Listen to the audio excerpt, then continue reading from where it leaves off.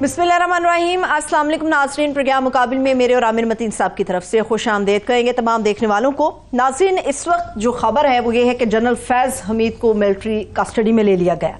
Court martial भी शुरू हो चुका है। रिटायर्ड जनरल फैज़ हमीद के खिलाफ ये जो कार्रवाई है इसका सियासी मंजरनामे पर कितना गहरा असर पड़ सकता है, इसकी तफसील आप लोगों के साथ शेयर करेंगे।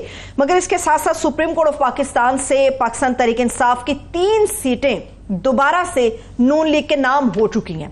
इलेक्शन कमीशन एक आईनी इदारा है और काबिल एहतराम भी, मगर लाहौर हाई कोर्ट के चंद जजेस तज़हीक आमेज रिमार्क्स देते हैं। आज सुप्रीम कोर्ट की इस कार्रवाई के अंदर चीफ जस्टिस काजी फायज ईसा साहब ने इन तमाम जजेस को इलेक्शन कमीशन के एहतराम की तलकीन भी कर दी। इसके ऊपर तो बात करेंगे, लेकिन याद रहे कि इलेक्शन कमीशन का जो इंतखाबी तनाज़े पर दिया गया फैसला है वो उनके दायरा इख्तियार से तजावुज होगा। सुप्रीम कोर्ट इंतखाबी तनाजात पर फैसला नहीं दे सकती। आज के इस फैसले में जस्टिस अकील अब्बासी साहब ने भी 23 सफ़ात पर मुश्तमिल अपना इख्तलाफी नोट दिया है। आज बड़ा इंपॉर्टेंट डे है, हर लिहाज से, अदालती लिहाज से भी और दीगर मामलात के लिहाज से भी। इसके ऊपर मुफस्सल गुफ्तगू करने जा रहे हैं। आमिर साहब, गुफ्तगू आगे बढ़ाने से पहले अगर आपकी इजाज़त हो तो आज के इन गैर मामूली हालात के अंदर ये जो बहुत बड़ी और गैर मामूली कहा जा रहा है कि खबर आई है और लोगों की जुबान ज़द-ए-आम है, ये कुछ वक्त पीछे चलते हैं, लोगों को बताते हैं कि आप तकरीबन 2 से ढाई महीने पहले ये तमाम पेशेंगोई कर चुके थे, चीज़ें बता चुके थे। ज़रा प्लीज़ चेक करवाइएगा। ये ज़राए के हवाले से पता चल रहा है कि ये मेजर जनरल साहब एक इसकी इंक्वायरी की हेडिंग करेंगे। अच्छा, ये आर्मी खुद इसकी अब इंक्वायरी कर रही है, ज़राए के हवाले से चल रही है। मैं समझता हूँ कि इसके अंदर जिस किस्म के संगीन इल्ज़ामात हैं और जिस किस्म के शवाहिद उनके पास मौजूद हैं और जिस तरीके से ये उस ज़माने में ये सारा वाक़या हुआ है, तो ये बहुत ही जनरल साहब के लिए संगीन किस्म की इंक्वायरी है, खतरनाक होने जा रही है। सही है आमिर साहब, वाकई अचंभे की बात है। कोई इसको कहना चाहिए कि बहुत ही कोई गैर मामूली खबर अचानक से आ गई है ये सामने। नहीं, ये काफ़ी अरसे से इन द वर्क्स थी और हमने ये काफ़ी महीने पहले जब ये फैज़ाबाद धरने का जब फैसला आया था उस वक्त ये शोर मच गया था कि उस वक्त जनरल फैज़ साहब को उसमें से छोड़ दिया गया है कि उन्होंने कहा जी मेरा तो वहाँ ताल्लुक ही कोई नहीं था, मेरा कोई लेना देना नहीं था। तो ये एक बहुत ज़्यादा क्रिटिक सामने आई थी कि जी उनको छोड़ दिया गया है। तो मैंने उस वक्त कहा था कि नहीं जनाब, वो छुटे नहीं हैं, उनके ऊपर जो असल मुकदमा है वो ये वाला है। ना सिर्फ कि ये हमने अपने प्रोग्राम में बताया था, पर हमें ये भी एजाज़ हासिल रहा कि जब इनके ये वाक़या एक्चुअली हुआ था 2017 में, उस वक्त नवाज शरीफ साहब की हुकूमत थी और चौधरी निसार जो थे इंटीरियर मिनिस्टर थे। तो हम उन चंद 2-3 लोग जिन्होंने शोर मचाया था और जिसकी वजह से मैं थोड़ा सा क्रेडिट लूँगा कि ये वाक़या सामने आया और जिसकी वजह से किसी को पता ही नहीं था कि ये हुआ क्या है। और अब तो इसका ज़ाहिर है वो कोर्ट मार्शल अब शुरू हो गया है और इंक्वायरी भी लग गई है और ये करने जा रहा है। मगर उस वक्त आप देखें 2017 में ये एक पाकिस्तान की अपनी नौयत का एक वाक़या है कि जिसके अंदर जो जिस तरह इदारे का नाम बदनाम किया गया था कि रेंजर्स की वर्दी में सरकारी गाड़ियों के ऊपर वर्दी वाले लोग आए और इनके दफ्तर पे और इनके घर के ऊपर अंदर दाखिल हो गए। घर के अंदर बीवी बच्चों के सामने जो है मार धाड़ की गई, इनको उठा लिया गया, इनकी घड़ियाँ, इनके कोई कीमती चीज़ घर में नहीं छोड़ी गई थी। 400 तोले सोना, उसके बाद जो है इनके पास घर में कैश था करोड़ों रुपया, वो कैश भी उठा लिया गया, कोई कीमती घर में चीज़ नहीं छोड़ी गई और तोड़ फोड़ हुई और दिन दिहाड़े ये किया गया।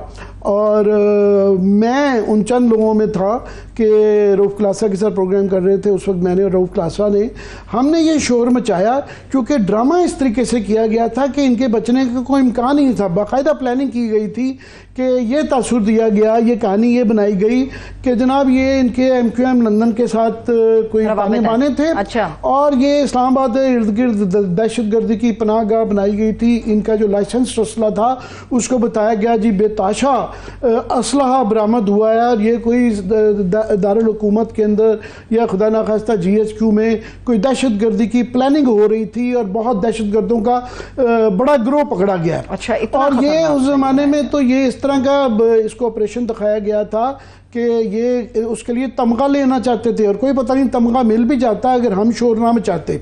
तो हमारे शोर मचाने पे ये उस वक्त की फिर ये क्रेडिट जो है चौधरी निसार को भी जाता है। ये आज तो फैशनेबल हो जाता ना, जब कोई आदमी रिटायर हो जाता है तो जनरल फैज के हर कोई आज बोल रहा है, तमाम गवर्नमेंट भी बोल रही है, मीडिया के अंदर भी लोग बोल रहे हैं। मगर जब ये वर्दी में थे और ताकत में थे, किसी की जरूरत नहीं थी। तो हमने उस जमाने में जब इनका तूती बोलता था कोई आवाज नहीं निकालती थी, इवन नवाज शरीफ साहब प्राइम मिनिस्टर थे उस जमाने में, मगर किसी की जरूरत नहीं थी जनरल फैज के मतलब कोई बात कर जाता। हाँ, चौधरी निसार को क्रेडिट जाता है कि उन्होंने उस ज़माने के क्योंकि रेंजर की वर्दी में लोग आए थे, रेंजर के लोग थे, रेंजर की गाड़ियाँ थी, तो वो इंटीरियर मिनिस्टर थे और उनकी इजाज़त बगैर हो नहीं सकता था।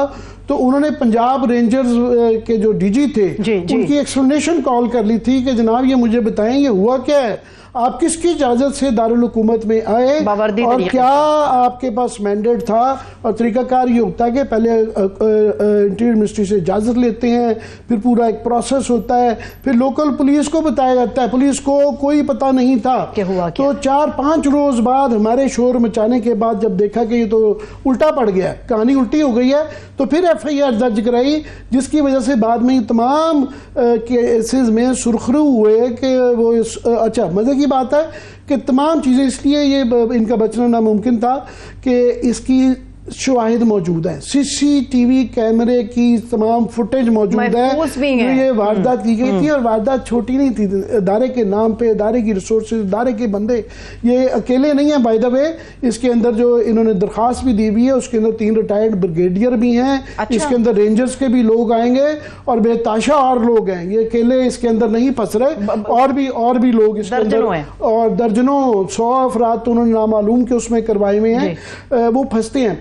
जुल्म बड़ा किया गया था। जुल्म ये कि कमर मईज याद रहे कि उस वक्त सबसे बड़े पाकिस्तान के टैक्स पेयर थे, पूरे पाकिस्तान में टैक्स पेयर के साथ ये हो सकता है कि जी उनको उठा लिया गया।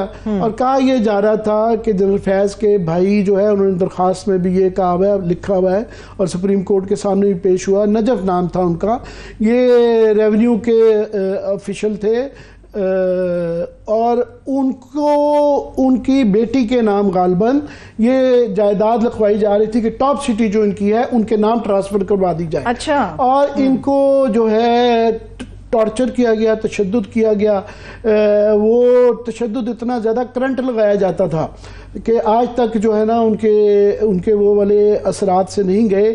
इनके बूढ़े घर में ससुर थे, उनको उठा लिया गया, वो बेचारे बाद में उस ट्रॉमा से निकले ही नहीं और वो फौत हो गए थे। इनका एक ब्रदर इन लॉ था, उसको भी उठा लिया गया, वो बच्चा भी आज तक जो है ना मेंटली नॉर्मल नहीं हुआ, रिकवर नहीं कर इनके अजीजों कारब क्लोज एसोसिएट्स थे, उनको उठा लिया गया, सभी को उठा लिया गया था। और फिर काफ़ी दिन तो ये टॉर्चर सेल में रहे, फिर बाद में CTD था। अच्छा, शायद उस वक्त कोई नहीं थी, ये था जी ऊपर से ऑर्डर है और ये हो गया, सो ये बस हो गया। तो ये देखें बड़ी देर लगी, गो के आप देखें ये 2017 में था, ये 7-8 साल हो गए हैं। उसके बाद जाके जब हालात बदलते हैं, मगर ये सुना जाना ही था और ये सुनना जाना चाहिए कि जब फिर एतबार नहीं रह जाता ना, इदारों का एतबार नहीं रहता और इदारों की जो बदनामी है, तो ये एक करेक्शन जो है होने जा रही है। आवाम के एतमाद के लिए एक बड़ा और अच्छा खुशाइन कदम आप इसे कह सकते हैं कि खुशाइन कदम। बिल्कुल, मैं समझता हूँ, नहीं इंसाफ होना चाहिए। हाँ। ये एक छोटा जुल्म नहीं किया गया था, बहुत बड़ा जुल्म किया गया था। किसी को हाईएस्ट टैक्स पेयर को उठा के आप जो ना करंट लगा के उनके नाजुक अज़ा के ऊपर और पता नहीं क्या क्या जुल्म बड़ी, मेरे क्योंकि ये इत्तफाकन मैं इसका एनी शाहिद हूँ, मेरे ये नेबरहुड में ये चीज़ हुई थी, तो इसलिए मुझे ये देखने का इत्तेफाक हुआ। पूरी मोहल्ले में सबको पता लग गया, मगर नहीं पता चला तो उस वक्त की जो प्राइम मिनिस्टर थे नवाज शरीफ साहब, आजकल ये बना हुआ फैशन के जी वो जनरल फैज़ का, उस वक्त कोई नहीं था बोलता, कोई किसी में मीडिया में इक्का दुक्का लोगों के अलावा किसी की जरूरत नहीं थी कोई बात कर पाता। सो ये है। मगर अब जो है इसकी 2 पहलू हैं जी। एक पहलू तो ये है कि ऑफ कोर्स जनरल फैज़ हैं और उनके साथ ये एसोसिएट्स हैं, ये भी जो है ना, ये 3 गालबन रिटायर्ड ब्रिगेडियर हैं और उसके बाद वो जो मेरा ख्याल डीजी जो रेंजर थे जिनकी एक्सप्लेनेशन हुई भी है वो भी होंगे और भी काफ़ी हज़रात होंगे जिनका वो किया जाएगा।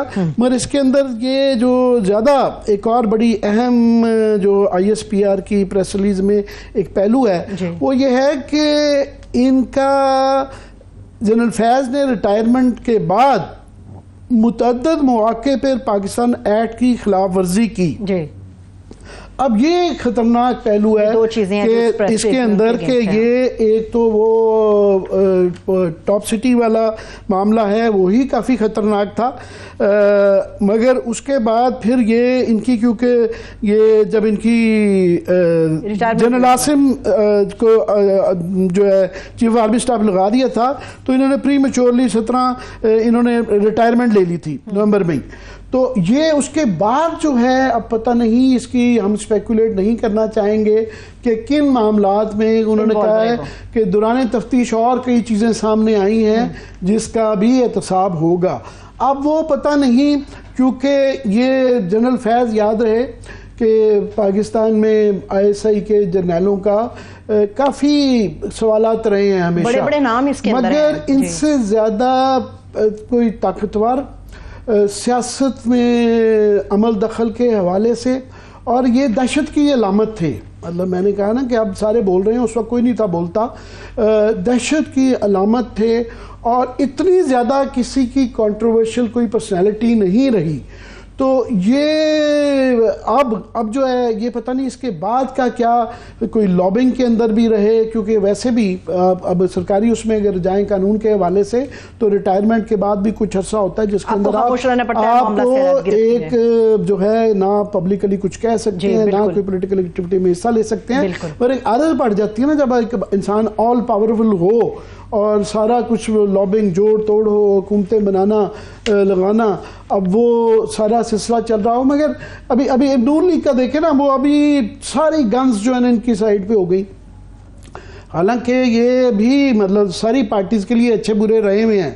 अच्छा वो है जो आपके साथ है, बुरा वो है जो आपके साथ नहीं है। और खुद ख्वाजा आसिफ साहब ने करार फरमाया है चंद रोज़ पहले कि जनाब ये मैं भी इनके साथ राब्ते में था, और मैं वो बात कर रहे हैं 2020 की कि 2020 में मुझे जनरल बाजवा के सुसर के घर में मेरी 2019 में मुलाकात हुई, और उस ज़माने में इन्होंने हमें ऑफ़र कर दी थी कि आप ऐसा करें, पंजाब में हुकूमत की तैयारी जून में करें और दिसंबर नवंबर में शायद फिर वफाक की उसकी भी तैयारी करें। तो ये ताने बाने बड़े पुराने चल रहे थे। मैं मजीद एक खबर देता जाऊं कि इनकी आखिरी वक्त तक नवाज शरीफ साहब के साथ राब्ते में थे। राब्ते में सारे ही लोग रहते हैं और ये मुलाकातों का सिलसिला चलता है। नवाज शरीफ साहब के साथ लंदन में आखिरी वक्त तक जनरल फैज़ राब्ते में थे। मैं ये ख़बर दे रहा हूँ, मुझे बिल्कुल ज़ाती तौर पर ये पता है, और ये इनको कुछ बातचीत करने की कोशिश की गई थी कि हमारे लिए गुंजाइश निकालें। तो नवाज शरीफ साहब ने उस वक्त हाँ नहीं फिर की थी, मगर मुलाकात इनका जो एमिसरी था इनके बिहार पे जो साहब गए थे लंदन में, उनसे मुलाकात ज़रूर की थी, डिस्कस भी किया था। उनका ये गारंटियाँ क्या हैं, गारंटियाँ नहीं हो पाई थी, तो इसलिए फिर वो बात नहीं बनी थी, मगर वो कोशिश रही। तो अभी जो है एकदम से जो देखें तो मेरा ख्याल है कि इसके बाद कम से कम ये जो हुआ है कम से कम एक मिसाल तो बन जाएगी कि आइंदा जो कोई भी एक हद से ज़्यादा इख्तियार से रेड लाइन को क्रॉस करेगा, वो आज नहीं तो कल नहीं तो परसों एहतसाब होगा। इस लिहाज से मैं समझता हूँ कि ये एक बड़ी पॉजिटिव है, मगर अभी देखते हैं कि इसके अंदर से और क्या कुछ निकलता है, क्या कुछ बरामद मज़ीद होगा। जो है ना कि रिटायरमेंट के बाद भी शवाहिद आए हैं कि इनके खिलाफ कुछ चीज़ें आश्कार हुई हैं।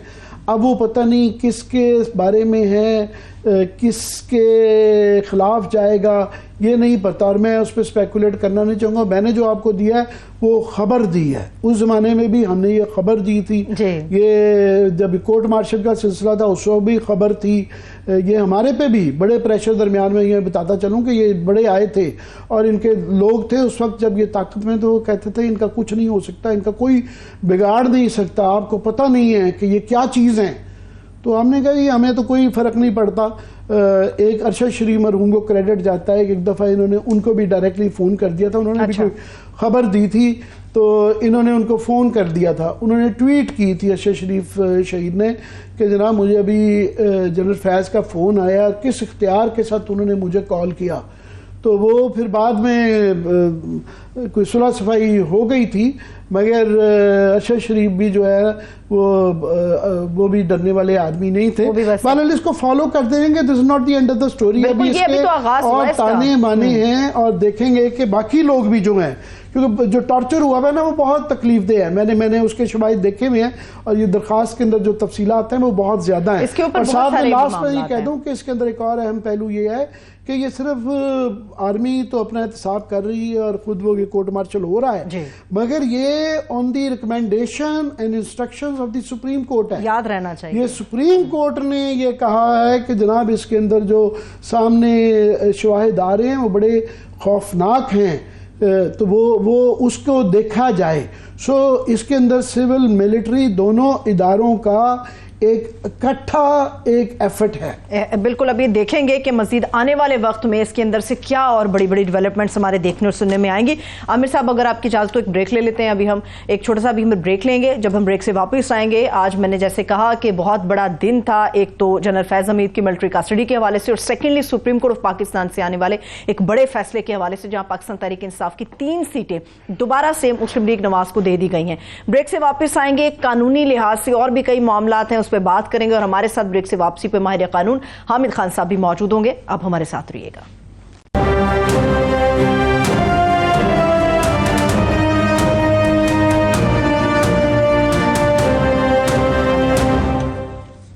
ब्रेक के बाद एक बार फिर से खुशामदीद कहेंगे हम अपने तमाम देखने वालों को। आमिर साहब, आज जो दिन का आगाज था वो एक बड़ी खबर के साथ हुआ था और वो बड़ी खबर पाकिस्तान तहरीक इंसाफ के लिए तो बड़ी नहीं थी, शायद उनके लिए भी बड़ी थी, मगर मुस्लिम लीग नून के लिए बहुत बड़ी थी। सुप्रीम कोर्ट से जो फैसला जी, उसका तनाजुर तो ये है कि ओवरऑल इस वक्त पाकिस्तान में जो एक कशमकश चल रही है सियासी, उसके अंदर इदारों की आपस में तनाव है कि जब से मामला मखसूस नशिस्तों से शुरू हुआ है कि उसका जब से 8-5 का फैसला आया हुआ है, तो एक हुकूमत की तरफ से एक बहुत ज़्यादा उसका रिएक्शन आएगा जी वो अमल दरामद नहीं करना। उसके लिए उन्होंने कानून साजी भी कर ली और रोज़ बयान दागे जाते हैं। और वो ये 11 जजेस का फैसला था एक्चुअली, तो जिन्होंने इसकी सर्जनिश की थी और जिसको अपोज किया था फैसले को, तो उन जजेस के ख़िलाफ़ भी ये कैंपेन से स्टार्ट हुई हुई है। और इनमें से अक्सर जो ज़्यादातर जजेस हैं वो माजी में कई ऐसे फैसले कर चुके हुए हैं जिसका बेनिफिशरी जो है ना नून लीग रही हुई है। मगर यहाँ एक सिलसिला बन गया है कि जब अब आपके हक में आता है फैसला तो वो अच्छे हो जाते हैं, जब बुरे हो जाते हैं। मगर इस वक्त वहाँ पे ये एक बहुत बड़ा बुरान आ गया है कि जब से ये कहा गया है कि उसके ऊपर अमल दरामद नहीं किया जाएगा। अब कैसे किया जाएगा? एक तो कानून बना दिया गया है, उसके बाद अब ये जो फैसला आ गया है इसका डायरेक्टली ताल्लुक तो नहीं था। इसके अंदर जो चार जो नून लीग के 3 MNA और 1 MPA साहब, अब्दुर्रहमान कांजू, अजहर क़य्यूम नेहरा, जुल्फ़िकार अहमद और MPA राना अरशद, 3 MNAs और एक उनकी अपीलें मंजूर कर दी गई सुप्रीम कोर्ट से। और जो उसके उनको बहाल कर दिया गया, MNA और MPA डिक्लेयर कर दिया गया।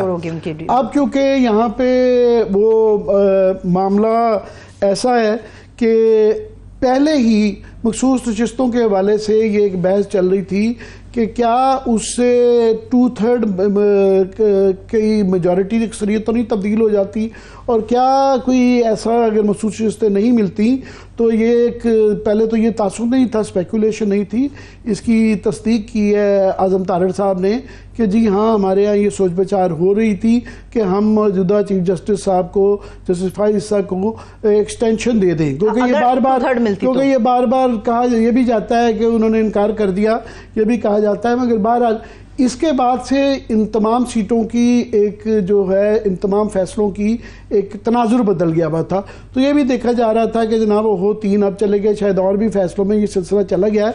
मगर इसके हवाले से ये फैसले के अंदर जो है ना 2-4 चीज़ें, क्योंकि चीफ जस्टिस साहब ने जो रिमार्क्स दिए वो बड़े ही सख्त थे कि उन्होंने कहा कि एक तो इलेक्शन कमीशन की एड के लिए वो आए। उन्होंने कहा जजेस ने इलेक्शन कमीशन के सरबराह और अरकान से मुतल्लिक गैर जरूरी रिमार्क्स दिए हैं। ये जजेस लाहौर हाई कोर्ट के जजेस, ये लाहौर हाई कोर्ट के हवाले से ये कहा हुआ है।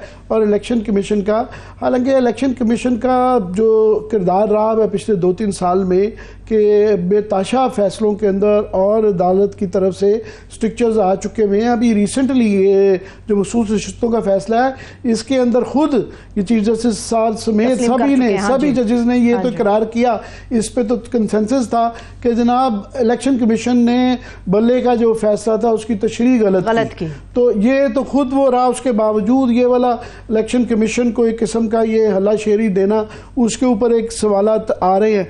दूसरा ये है कि सुप्रीम कोर्ट, क्योंकि अब देखें सुप्रीम कोर्ट एक एपीलेट कोर्ट है, उसके अंदर या तो अपील जाती है या कॉन्स्टिट्यूशनल कोर्ट है कि कॉन्स्टिट्यूशनल कोई मामला हो, या फिर 184 तरीके खुद नोटिस वो कोई ले इंसानी हकूक़ के वाले से, ये 300 में आता है। ये जो नॉर्मली ये होता है, इवन हाई कोर्ट के अंदर भी इस तरह के जो इलेक्शन ट्रिब्यूनल से रिलेटेड होते हैं ये फैसले नहीं आते।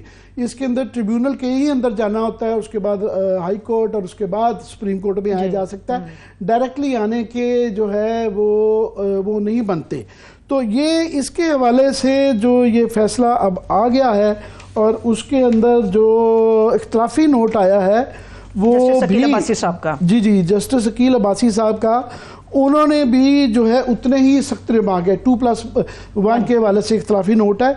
उन्होंने जो कहा है, उन्होंने कहा जनाब के आप भी मेरे साथ अगर उसमें कर दें कि हाई कोर्ट ने इंतखाबी तनाज़े पर नहीं इलेक्शन कमीशन के इख्तियारात पर फैसला किया। उन्होंने कहा जी हाई कोर्ट ने जो ये तनाज़ा किया था, तनाज़ा ये था कि पहले रिटर्निंग अफसरों ने ये कह दिया, केस ये था कि रिटर्निंग अफसरों ने ये कहा कि जब ये हुआ कि उन्होंने एप्लीकेशन दी कि रिकाउंटिंग करें, उन्होंने रिकाउंटिंग नहीं की। और बाद में इलेक्शन कमीशन के साथ इत्तफाकन 3 रिटर्निंग अफसरों ने तकरीबन एक ही जैसा बयान दिया कि जनाब हमारे पे प्रेशर था, और इत्तफाकन सब कुछ इत्तफाकन हुआ कि हमारे पे प्रेशर था या बाहर हल्ला बड़ा केओटिक माहौल था, डर खौफ का माहौल था, हमने इसलिए कंसोलिडेशन जल्दी में कर दी। वंस कंसोलिडेट हो जाए तो फिर उसके बाद मामला सिर्फ इलेक्शन ट्रिब्यूनल के अंदर जा सकता है, वो किसी की और नहीं। यही इसी उसमें उन्होंने जो अकील अब्बासी साहब ने ये जो इख्तलाफी नोट दिया है, उन्होंने कहा जी ये लाहौर हाई कोर्ट ने इंतखाबी तनाज़े पर नहीं वो बैत की, इलेक्शन कमीशन के इख्तियारात दिए गए। इलेक्शन कमीशन वंस कंसोलिडेट हो जाए तो इलेक्शन कमीशन उसके ऊपर कोई फैसला कर ही नहीं सकता। इंतखाबी तनाज़े जा सकता है, आइन के मुताबिक इंतखाबी तनाज़ात पर इलेक्शन ट्रिब्यूनल से ही रजू किया जा सकता है। जिस तरह इलेक्शन कमीशन का इंतखाबी तनाज़ा पर दिया गया हुक्म दायरा इख्तियार से तजावुज़ है। उन्होंने बड़े सख्त अल्फाज में ये अपना 23 सफ़े का इख्तलाफी नोट है। इसमें सबसे बड़ी बात है आमिर साहब, उन्होंने ये भी मेंशन कर दिया, एक तो इलेक्शन कमीशन का और सेकेंडली उन्होंने सुप्रीम कोर्ट का भी कह दिया कि सुप्रीम कोर्ट जो है वो भी इंतखाबी तनाज़े पर फैसला नहीं दे सकती। ये भी उन्होंने बड़ी इंपॉर्टेंट इसके अंदर जो है ना वो रिमार्क्स दिए। जी उन्होंने साथ में कहा जी आर्टिकल 199 के तहत हाई कोर्ट किसी भी गैर कानूनी इकदाम का जायजा लेने के लिए बाइख्तियार है, और इंतखाबी अमल मुकम्मल होने के बाद कंसोलिडेशन हो जाए, गिनती मुकम्मल हो जाए, उस वक्त रिटर्निंग अफसरान ने कहा कि नहीं मुकम्मल हो चुकी हुई है, और का किरदार इलेक्शन कमीशन का किरदार उसके बाद जब हो जाए तो ख़त्म हो जाता है। और अगर किसी को मसला हो तो इंतखाबी नतीजे से मुतासराना अफ्रीकी इलेक्शन ट्रिब्यूनल से रजू कर सकते हैं।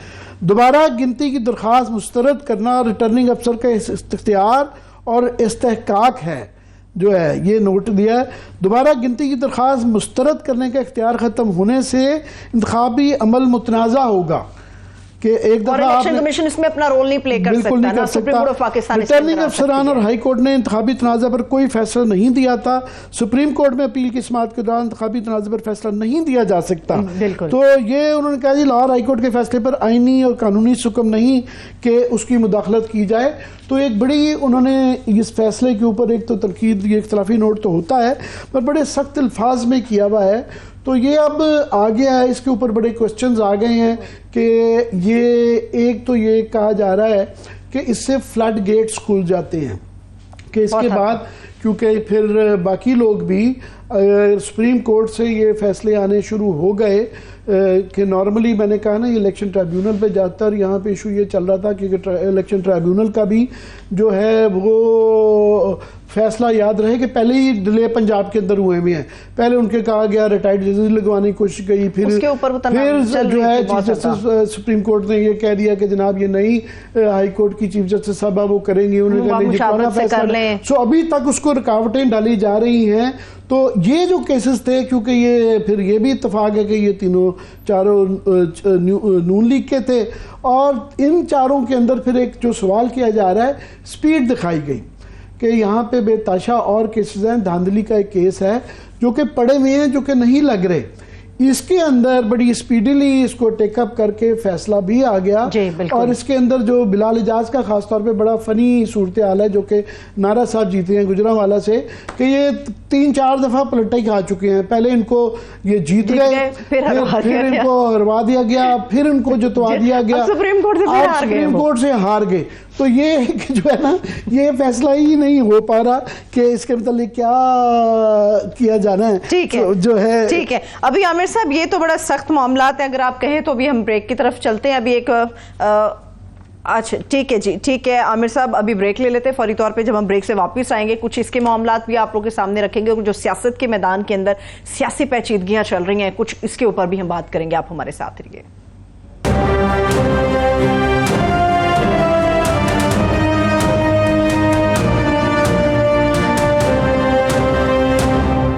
ब्रेक के बाद एक बार फिर से खुश आमदेद कहेंगे। आमिर साहब सियासत पे बाद में जाते हैं। आपने बिलाल इजाज साहब की बात की थी, तो बिलाल इजाज साहब हमारे साथ मौजूद हैं। सर बेहद शुक्रिया आपके कीमती वक्त के लिए। बिलाल इजाज साहब से पूछते हैं, आमिर साहब जीत के हारना, फिर हार के जीतना, फिर से हारना कैसा है? ये बिलाल साहब जो आपका सीसॉ चल रहा है, कभी आप जीत जाते हैं हार जाते हैं, ये चौथी दफा हो चुका है। ये कब तक ये सिलसिला चलेगा? क्या कहेंगे कि आप इस फैसले के मुतालिक? बिस्मिल्लाहिर्रहमानिर्रहीम। देखें जी आमिर साहब, पहले तो बड़ी मेहरबानी, शुक्रिया कि जिस तरह आपने अभी बात की है कि इसी निज़ाम, इसी करप्ट माफिया के अगेंस्ट मेरा और इस मुल्क का और इस वक्त पाकिस्तान की सबसे बड़ी जमात का लीडर इमरान खान इस सिस्टम को ठीक करने के लिए इस वक्त 1 साल से तो झूठे मुकदमात में जेल की सजा काट रहा है। बात यह है कि सीसॉ से मुझे कोई फर्क नहीं पड़ता है। अल्लाह ताला के फजल करम से मेरा जिंदगी का एक ही मकसद है कि मैं खान के मैं चाहूंगा कि आप इस फैसले में फिलहाल आ जाएं। इस वक्त आपको जो बुलाया गया है कि आपको इसके अंदर जो लीगली इसके अंदर क्या एतराज़ात नजर आते हैं? देखें जी, फैसले की मैं अगर बात करूं तो सीधी सी बात है, जब किसी इलेक्शन के बाद रिजल्ट कंसोलिडेट हो जाता है, ठीक है, नोटिफिकेशन जारी हो जाता है, इलेक्शन ट्रिब्यूनल बन जाता है, तो मेरा ख्याल है शायद ये मेरा ही एक फैसला है कि जो 3 महीने बाद रिकाउंट का फैसला किया गया, मुझे डीसीट किया गया, उसके बाद हाई कोर्ट ने मुझे फिर दोबारा बहाल कर दिया, और हाई कोर्ट बहाली के बाद फिर 3 महीने बाद सुप्रीम कोर्ट में चीफ जस्टिस साहब को याद आया कि मैंने इंसाफ इस मुल्क को में फराहम कर रहा है। मैं जरा जस्ट टू क्लैरिफाई, आप पहले जो जीत गए थे और आपको जो है डिक्लेयर कर दिया गया था, कितने वोटों से आप जीते थे, और उसके बाद एप्लीकेशन दी गई थी रीकाउंटिंग की, जो कि आरओ साहब ने उस वक्त आपको पास कर दिया, और उनकी जो एप्लीकेशन रीकाउंटिंग की रिजेक्ट कर दी थी, ऐसा ही है? जरा ये तफसील बताएं ताकि मैं समझना चाहता हूँ, बड़ा कंफ्यूजिंग है आपका। मेरा जो केस है इस वक्त पाकिस्तान में हर बच्चे को याद हो चुका है। बिल्कुल इन्होंने इसी तरह किया था कि मेरी जो लीड थी इसको इन्होंने रिकाउंट का ऑर्डर किया, और इलेक्शन कमीशन में मैं बिला झिझक कहूंगा, इलेक्शन कमीशन में कम से कम 10 से 15 करोड़ रुपया दिया गया रिकाउंट। जिस चीज का हमारे पास सबूत नहीं है उसका नहीं हम कह सकते, तो इसलिए प्लीज जरा इस चीज को जो है ना, ये जो प्रूव नहीं की जा सकती, कानूनी पे रहे बड़े वसूख के साथ कह रहा हूँ कि इलेक्शन कमीशन ने जो रिकाउंट। सर बात सुने ना, ये जो आपकी जो जलसे की आवाजें है ना कि इतने दे दिए, वो अदालत में नहीं जो सबूत साबित कर सके वो ना करें, आप इस पे ही रहे प्लीज। जी मैं ये कहना चाह रहा हूँ कि जब रिकाउंट का फैसला हुआ, तो रिकाउंट के फैसले के बाद रिकाउंटिंग की गई है, ना मुझे बुलाया गया, ना मेरे किसी वकील को अंदर जाने दिया, ना मेरे को फोकल पर्सन अंदर गया था, ठीक है जी। इन्होंने 11,700 वोट पाकिस्तान तहरीक इंसाफ का रिजेक्ट किया, बाकी किसी एक जमात का आधा वोट भी रिजेक्ट नहीं हुआ। पहली बात मैं समझता हूँ सुप्रीम कोर्ट में अगर केस गया तो सुप्रीम कोर्ट चीफ जस्टिस साहब उन लोगों को सजा देंगे जिन लोगों ने मुझे जाली स्टंपिंग करके हराया था। बजाय इसके कि मुझे इंसाफ मिलता। तो रिकाउंटिंग जो हुई थी उसके अंदर आपके कितने वोट रिजेक्ट हुए थे? 11,700 में पहले आपको बता चुका हूँ, 11,700 वोट पाकिस्तान तहरीक इंसाफ का रिजेक्ट हुआ, बाकी किसी जमात का आधा वोट भी रिजेक्ट नहीं किया गया। अच्छा, तो अभी इसका ये फाइनल फैसला हो गया है कि और भी कोर्स अब आपके पास है कुछ? जी बिल्कुल, इंशाअल्लाह आज हमारी 4:15 बजे प्रेस कॉन्फ्रेंस हुई है। इंशाअल्लाह पार्टी के लीडरान ने भी फैसला किया और अंदर से जेल से खान साहब का पैगाम है कि इंशाअल्लाह हम इस फैसले को मुकम्मल तौर पर मुस्तरद करते हैं और इंशाअल्लाह हम रिव्यू में जाएंगे अल्लाह ताला के फजल करम। बहुत बहुत शुक्रिया बिलाल साहब आपका, जो है बहरहाल ये सीसॉ देखते रहेंगे कब तक ये लेकिन आमिर साहब ये बड़ा खतरनाक किस्म का सीसॉ है जिसमें पूरा पाकिस्तान का सिस्टम इस वक्त जो है ना वो हैंग हुआ हमें नजर आ रहा है, किसी एक सतह पे हमें नजर नहीं आ रहा है। इसके अंदर जो है ना एक चीज जो है वो जो मैं कह रहा था ना, फ्लड गेट्स खुल जाते हैं कि इसके अंदर जो ज़्यादातर केसेस हैं, जो एतराज़ात हैं इलेक्शन के रिजल्ट्स पे, वो पीटीआई के लोगों के हैं। सो अगर मिसाल के तौर पे पेश किया जा सकता है कि सुप्रीम कोर्ट से ये रिकाउंटिंग जो है ना बहाल लोग हो सकते हैं डायरेक्टली, बीच में इलेक्शन ट्रिब्यूनल भी निकल गया, इलेक्शन कमीशन भी निकल गया, हाई कोर्ट भी निकल गया, तो ये फिर बाकियों के लिए भी जो है ना एक राह खुल जाती है, तो एक इस किस्म का एक नया कट्टा खुल जाता है। मैं अगर आपके सामने आमिर साहब एक सिचुएशन रखती हूँ, उस सिचुएशन में आप बताइएगा कितने कट्टे मजीद खुलेंगे। जैसे कि आपने ये बताया, ये है सिलसिला, एक तरफ तो रिजर्व सीटों का मामला है, हमें पता है कि अभी उसके ऊपर कुछ समझ नहीं आ रही कि किस तरफ जाएंगी, क्या होगा क्या नहीं होगा, लेकिन अगर जीते हुए लोग दोबारा से हार जाएंगे और नून लीग के लोग जीत जाएंगे तो नून लीग को कितना फायदा इसका मुयसर आ सकता है। और जैसे आपने कहा फ्लड गेट्स हैं, सिलसिला रुका तो नहीं, अभी तो शुरुआत हुई है, न जाने और कितने लोग मुझे लगता है कि जो है ना वो तमाम अपनी किश्तियां जला चुके हैं नून लीग वाले। वरना होता क्या है कि सियासी पार्टियां जिनको एक मुस्तकबिल में भी रहना होता है, तो उनको ये ख्याल करते हैं कि उतनी की गलतियां करें जिसकी कल को जवाब देना पड़ता है ना। अभी वो एक होता है कि वो जो पोकर की ज़ुबान में, जुए की ज़ुबान में एक इस्तेलाह होती है कि जी ऑल इन, सारा कुछ ही दाव पे लगा दो, तो वो दाव पे सारा कुछ ही लगाना शुरू हो गए हैं। उसके अंदर उनको ये परवाह नहीं रही है कि ये कल को ये जवाब देने पड़ेंगे। अब देखें कि इस तरह की बातें ये कोई हवा में तो नहीं है। ये जो सुप्रीम कोर्ट पे हमला हुआ था, कितने साल हो गए, आज तक ये ताना दिया जाता है कि जी आपने ये काम किया था। सो इस वक्त जो किए जा रहे हैं जो इकदामात के जिस तरीके से ये अदालतों के हवाले से, तो उनको भी ये परवाह नहीं रहेगी, उनके लिए सर्वाइवल का मसला है। उन्होंने ये डांग टपाऊ करना है कि ये किसी तरीके से नो मैटर व्हाट जो है ना उन्होंने इख्तियार में रहना है। और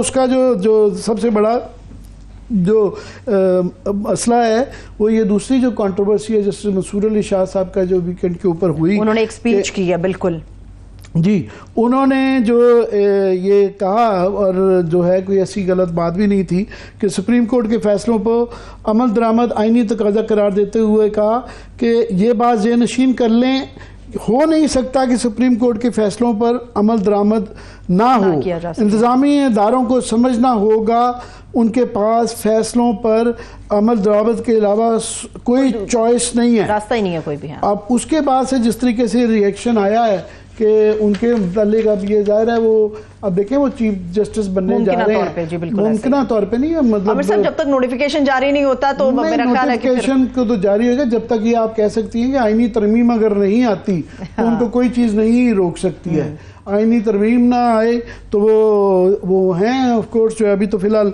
नहीं है, उनको उन्होंने बड़ा एतराज़ किया कि मुझे आप ये ना कहें कि एक्टिंग चीफ जस्टिस मैं बिल्कुल नहीं हूँ, वो प्यूनी जज हैं, सीनियर मोस्ट हैं, और वो इसके बाद वो अक्टूबर के अंदर वो बनेंगे। मगर जिस तरह आप देखें बाकी और लोगों को भी आया है, मगर राना सनाउल्लाह साहब ने जिस तरह कहा है कि जनाब ये जज का काम नहीं है तकरीर करना, पार्लियामेंट जो कानून बनाएगी अदालतों को उसके मुताबिक करना होगा। सही है आमिर साहब के कानून साजी करना तो पार्लियामेंट का काम है, तशरीह सुप्रीम कोर्ट का। ये कौन तय करेगा कि ये फैसला जो मोअज़्ज़ज़ जज साहब ने दिया है या आईन और कानून के मुताबिक नहीं, इसका फैसला ये भी सुप्रीम कोर्ट ही तय करेगी। ये जो अगर बहस आ जाए कि जनाब ये जो कहा जा रहा है, ये तासुर ये जो बनाया जा रहा है और बयानिया बनाया जा रहा है कि जी उन्होंने ओवरराइड किया है, कॉन्स्टिट्यूशन को रीराइट कर दिया है, तो अगर ये किसी का ख्याल है तो ये इस बात का भी फैसला कि रीराइट किया है या तशरीह की है, ये सुप्रीम कोर्ट ने ही करनी है। तो ये इसके अंदर इनके कहने से या किसी के कहने से ये नहीं होगा। सुप्रीम कोर्ट कह रही है कि जनाब उन्होंने तशरीह की है तो ये तशरीह है। सो पहली बात। दूसरा ये है कि अमल दरामद के हवाले से याद रहे कि ये वैसे बाय द वे ये 8 जजेस में से ज़्यादातर जो वो लोग हैं जिनके ऊपर ये इल्ज़ाम था कि 90 दिन के फैसले के ऊपर अमल दरामद नहीं हुआ था। सुप्रीम कोर्ट ने उस वक्त जो है उस वक्त की सुप्रीम कोर्ट बंदयाल साहब जो है ना वो बड़े कमज़ोर चीफ जस्टिस साबित हुए थे और ये फैसला आने के बाद उन्होंने कहा जी ये तारीख फैसला करेगी, तारीख के ऊपर छोड़ के चले गए। लिहाजा वो 1 साल तक जो है पंजाब की भी और वफाक की हुकूमत भी लटकाई गई और इलेक्शंस डिले हुए और वो इम्प्लीमेंट नहीं हुआ। मगर मुझे लगता है कि ये उसी जस्टिस बंदयाल साहब ये जस्टिस मंसूर अली शाह को भी जस्टिस बंदयाल समझ रहे हैं। वो उन्होंने ये जो कहा है वो बड़े उनका एक करियर देखें, उन्होंने हर दौर में वो इस तरह दबने वाले नहीं हैं। उन्होंने ये क्लियर, वैसे मज़े की बात इसके अंदर जो एक मज़े की बात ये है कि उन्होंने ये जो अमल दरामद की बात की थी उसका एक तनाजुर ये भी था कि ये अक़लियतों के हकूक़ के हवाले से 2014 का एक फैसला है जिसके ऊपर अमल दरामद नहीं हुआ। अच्छा। तो उस पर वो बात कर रहे थे, मगर वो क्योंकि आजकल यही एक कॉन्टेक्स्ट हुआ है और आइंदा ये देखना है। हाँ, तो मेरी सिर्फ ये उम्मीद है कि मेरा ख्याल काफ़ी सारी जो कंट्रोवर्सी चल रही है कि अमल दरामद होना है नहीं होना, और क्या ये जो कानून बनाया गया है अभी रिसेंटली इलेक्शन एक्ट के अंदर जो तरमीम की गई हैं, क्या ये इसका रेट्रोस्पेक्टिव इफेक्ट होता है या नहीं होता, इसके ऊपर उसके आड़े आता है या नहीं आता। तो मेरा ख्याल है कि पता नहीं क्यों ये अभी जूही मेरा ख्याल है और उम्मीद भी है कि ये इस फैसले का मखसूस नशिस्तों की डिटेल जजमेंट आ जाएगी। जब डिटेल जजमेंट आएगी तो इस बात की काफ़ी उम्मीद की जा रही है कि काफ़ी सारे ये जो अबहाम हैं, ये जो सवाल हैं, इनका जवाब आ जाएगा। इलेक्शन कमीशन की भी तसल्ली और तशफ़ी कर दी जाएगी कि जनाब उन्होंने जो री इंटरप्रटेशन के लिए कर दिया गया है और पार्लियामेंट के लिए और तमाम लोगों के लिए उसके अंदर क्लैरिटी आ जाएगी। खासतौर पे वो जो इख्तलाफी फैसला आया था तफसील के साथ, उसके मामलात को भी बड़ी हद तक क्लियर कर देगा ये जो अक्सरियती फैसला अभी आएगा। सारे ये बहाम इसलिए ये मौका मिल रहा है, ये जो सारे क्वेश्चन जो आप भी अभी कर रही हैं, जो मैं भी कर रहा हूँ कि जनाब ये रेट्रोस्पेक्टिव इफेक्ट होगा नहीं होगा, अमल दरामद होगा नहीं होगा, री राइटिंग हुई नहीं हुई, जो है ये डिटेल जजमेंट जब आएगी तो उसके अंदर आई एम श्योर कि वो ये तमाम सवालों के जवाब होंगे। लेट हो रहा है, मेरा ख्याल वो आ जाना चाहिए अब जो है। तो उसके ऊपर छुट्टियों में पहले तो गए हुए थे, ये एक जायज़े के एतराज़ था, पर मेरा ख्याल है जो ही ये टेकअप होगा तो ये इसी हफ्ते में उम्मीद है कि ये डिटेल जजमेंट आ जाएगी तो काफ़ी चीज़ें क्लियर हो जाएंगी। अगस्त के आखिर तक मुमकिन तौर पे चीज़ें जो है वो क्लियर हो जाएंगी। सियासत पे अगर मजीद बात करनी है तो ठीक है, वरना आमिर साहब मुझे अपने चैंपियन के ऊपर भी बात करनी है। जी नहीं, चैंपियन पे बिल्कुल वो एक्चुअली आज इतनी ज़्यादा चीज़ें हो गई कि हम शुरू सोच रहे थे, फिर जनरल फैज़ वाला चीज़ आ गई, फिर ये फैसला आ गया। तो बिल्कुल जी, अरशद नदीम तो वो हीरो है और खुशियां मनाई जा रही हैं और बिल्कुल मनाई जानी चाहिए। मगर इसके पीछे आप देखें कि बहुत ज़्यादा अच्छी बात है, बहुत ज़्यादा सेलिब्रेट किया जा रहा है, पर उसकी वजह यह भी है कि आप देखें हम कितने ज़्यादा तरसे हुए लोग हैं कि हमारे यहाँ ज़िंदगी में खुशियाँ इतनी कम रह गई हैं, इतना घुटन का माहौल है और पिछले काफ़ी अरसों से इस महंगाई की बुरी खबरें ही आती हैं ना। यहाँ पर हम भी क्या लोग ताना तो देते हैं, गिला भी करते हैं, मगर क्या करें, खबर नहीं, रोज 2-2.5 रुपए की बिजली बढ़ जाती है, गैस के मसले हैं, लोड शेडिंग है, महंगाई है, बिल 3 गुना ज्यादा आ रहे हैं, सिक्योरिटी की सिचुएशन है, तूफान आ रहे हैं, बारिशें आ रही हैं और जो है लोग मर रहे हैं। तो इस तरह की जब बुरी खबरें हैं तो उसमें एक खबर आ जाए और वो भी देखे ना ओलंपिक्स में पहली दफ़ा कोई एथलीट जीते और वो भी एक अरशद नदीम, एक ऐसा शख्स जिसका बुनियादी तौर पे अपना एफर्ट है और उसके ख़ानदान का एफर्ट है और वो भी एक लतीफ़ा सा बन गया जिस तरीके से क्रेडिट छीना जा रहा है। मगर अरशद नदीम वो शख्स है, मैं समझता हूँ इसलिए भी लोगों के दिल को ज़्यादा छुआ है कि वो एक आम आदमी है, उसके साथ लोग आइडेंटिफाई कर सकते हैं कि उसकी कहानी एक आम आदमी की कहानी है और इट इज़ वेरी रेयरली बड़ी इस तरह कभी कमोबेश होता है कि एक शख्स इतनी मेहनत से यहाँ तक पहुँचा हो। तो उसका जो बड़ी बात, अच्छी बात है, खुशियाँ मनाई जानी है और मनाई जा रही हैं और मनाई जानी चाहिए। बिल्कुल मैं समझता हूँ कि उसका भी हक है, हमारा भी हक है। इस तरह की खबरें पाकिस्तान में आप 1992 में लास्ट आई थी, कोई अच्छी खबर स्पोर्ट्स के हवाले से, और वो भी क्योंकि मुतनाज़ा बन गई और वो भी मैं देख रहा दफा चल रहा है, उन्होंने कहा जी उस वक्त नून लीग की गवर्नमेंट थी तो, और अभी भी नून लीग की गवर्नमेंट है। देखे ना कमाल तो 92 मीटर हो या 92 का वर्ल्ड कप हो, उन दोनों सूरतों में मुस्लिम लीग नून की गवर्नमेंट थी। वो क्रेडिट तो लेते हैं आमिर साहब, वो कहते हैं यूथ फेस्टिवल्स भी हम कराते हैं, हमारा क्रेडिट है।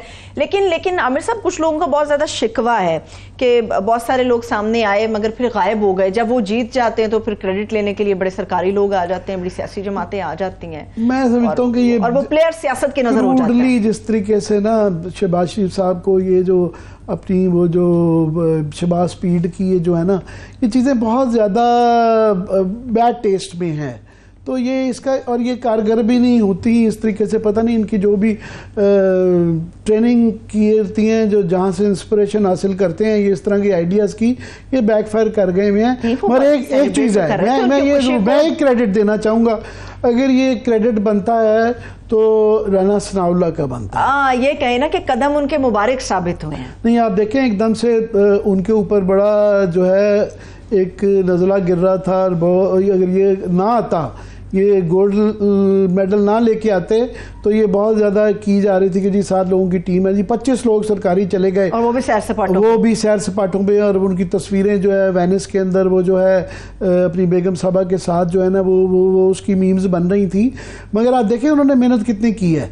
उन्होंने पूरे यूरोप का सफ़र कर डाला है इस तमगे के पीछे, और कश्तियों में भी बैठे, जहाज़ों में भी बैठे, और रेल कार में बैठे, कार में भी आई एम श्योर बैठे होंगे। पूरे यूरोप में उन्होंने फिर आके जो मेहनत है उसका ये रंग लाई है।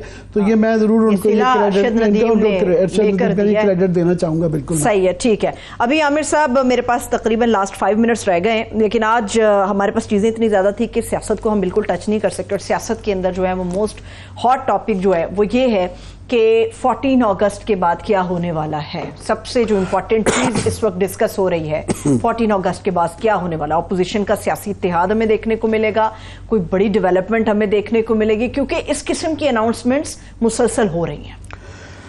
नहीं, अनाउंसमेंट्स तो ये वो चल रही हैं, मगर मुझे लगता है कि ये कोई पीटीआई के क्लेम्स की वजह से नहीं कि वो कह रहे हैं 2-3 महीने में कुछ हो जाएगा, मगर नून लीग का और हुकूमती अलायंस का जो रिएक्शन आ रहा है उससे उनको कोई शनीद मिली हुई है कि शायद कोई ऐसे मामलात हैं।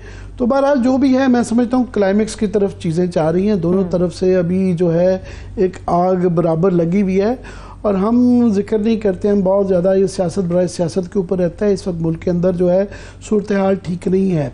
जो बलूचिस्तान से ख़बरें आ रही हैं और जो केपी के अंदर सूरत हाल है वो कोई अच्छी नहीं है। वो इमेजेस हम ना दिखा रहे हैं, ना उस पर बात हो रही है, मगर वो कोई अच्छी ख़बरें नहीं हैं। सिक्योरिटी के मामला बड़े संगीन हो गए हैं, और वो हल सियासी हल मांगते हैं, वो ज़ोर के साथ नहीं चलता। और अभी तो एक किस्म का, क्योंकि बांग्लादेश के अंदर ये हुआ है, तो एक याद दहानी भी आती है कि हम अगर सही वक्त पे सही फैसले कर लें तो ठीक है, सियासी हल तलाश करने की कोशिश करें। हमने वो तमाम लोग जो फॉर एग्ज़ाम्पल बलूचिस्तान के अंदर जो बातचीत कर सकते थे, जिनको सियासी हल किया जा सकता है, वो मॉडरेट ज़माने, उनको हमने सबको खुडे लाइन लगा दिया। अब वहाँ कोई बातचीत करने वाला कोई रह नहीं गया। कोई मॉडरेट जो है उसको या तो जीतने नहीं दिया गया या उसको वैसे खुडे लाइन लगा लिया। तो इसलिए वहाँ से जो खबरें आ रही हैं वो अच्छी नहीं आ रही। और केपी में भी इस तरह ही जो ये जलसे जुलूस हो रहे हैं और जो तादाद में लोग आ रहे हैं और जिस तरह की नाराबाजी हो रही है, हम अवॉइड करते हैं कि उसको फ्लेयर अप ना किया जाए, मगर वो कोई अच्छी खबरें नहीं हैं। तो बस ये उम्मीद की जा सकती है कि सारे सिनारियों में ये देखें कि आप पूरे पाकिस्तान के अंदर ये वाली अगर देखें केपी और उसके जाए पंजाब की भी सूरत हाल जो है वो बिल्कुल ठीक नहीं है कि अभी ये तमाम, अभी जमात इस्लामी का मामला भी चल रहा है, अभी रोज़ ये जलसे जुलूस कर है। तो जब ये इतनी ज़्यादा एक चीज़ चल रही हो तो फिर दुश्मन को भी मौका मिलता है कि कोई छोटी सी चिंगारी भी एक बहुत बड़ी आग साबित होती है। तो इसलिए राइट टाइम पे स्टिच इन टाइम सेव्स 9 जो होता है, ये स्टिच इन टाइम कर लेना चाहिए। आखिरी सवाल है, मुझे ये बता दें कि जिम्मेदारी का मुजाहरा आपको नजर आ रहा है पाकिस्तान की सिक्योरिटी को लेकर तमाम पॉलिटिकल पार्टीज की तरफ से? नहीं, यहाँ पे जो है स्टेट्समैनशिप की तो एक बहुत ज़्यादा कमी नज़र आती है, और उसके अंदर फैसला क्योंकि हुकूमती पार्टी ने करना होता है। एक पार्टी तो बिल्कुल दबी हुई है, दीवार के साथ लगी हुई है, वो तो कह रहे हैं कि जनाब हमारे से जो है ना कुछ उनको रिलीफ चाहिए है, मगर ये फैसला जिन्होंने करना है वो तो फैसला साजों ने करना है, मगर फैसला साजों की तरफ से अभी कोई इस तरह की सोच की कोई निशानदे नहीं मिल रही है, अभी कोई सबूत नहीं आ रहा कि इन लाइंस पे सोचा जा रहा है। मगर ओवरऑल बिग पिक्चर की जो हम बात करते हैं सारे अंदर सिक्योरिटी को भी देख लें और बाकी मामलात भी देख लें तो हालात नजर हम भी रखे रहेंगे, और जितनी भी अहम मालूमात अपडेट्स होंगी वो अपने तमाम देखने वालों तक भी पहुंचाएंगे। बहुत शुक्रिया आमिर साहब, थैंक्स सो मच। देखने वालों का भी शुक्रिया। मुझे इजाजत दीजिए, अपना बहुत सा ख्याल रखिए, खुदा हाफिज।